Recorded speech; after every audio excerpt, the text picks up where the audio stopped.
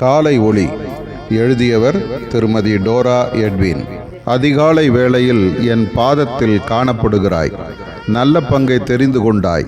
உன் சரீரத்தை ஜீவ பலியாக முதலாவது ஒப்பு கொடுத்து விடு. உன்னை சுற்றியுள்ள எதையுமே சார்ந்து விடாதபடி கவனமாயிரு. உனக்கே சொந்தமானது என்று நீ நம்பிக்கொண்டிருக்கும் யாவுமே நீ என் கரத்திலிருந்து பெற்றுக்கொண்டதுதான். நீ கண்ணால் காணும் எதுவுமே நிரந்தரமானது இல்லை. இதை எப்போதும் உன் மனதில் நிறுத்திக்கொள். நிலத்தையோ பொருளையோ குறித்து சண்டையிடாதே. அதை விட்டுவிடு. நான் உனக்கு ஏராளமாய் வைத்திருக்கிறேன். விசுவாசித்து அதை பெற்றுக்கொள்.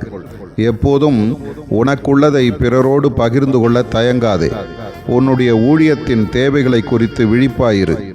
என் வசனத்தை போதிக்கும் போதகர்களை கனம் பண்ணு. ஏழையான ஊழியர்களை கேலி செய்யாதே. அவர்களுடைய குறைவில் உதவி செய். உன் தேவைகளை நான் அற்புதமாய் சந்திப்பேன். உன் கண்கள் திறக்கப்படட்டும். உன் அருகிலேயே வாழும் தேவ பிள்ளைகளின் தேவையை உதாசீனம் செய்யாதே.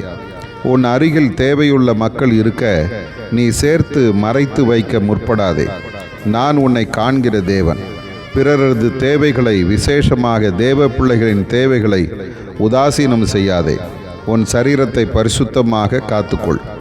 ஆதார வசனம்: உங்கள் சரீரமானது பரிசுத்த ஆவியின் ஆலயம் என்றும் நீங்கள் உங்களுடையவர்கள் அல்ல என்றும் அறியீர்களா?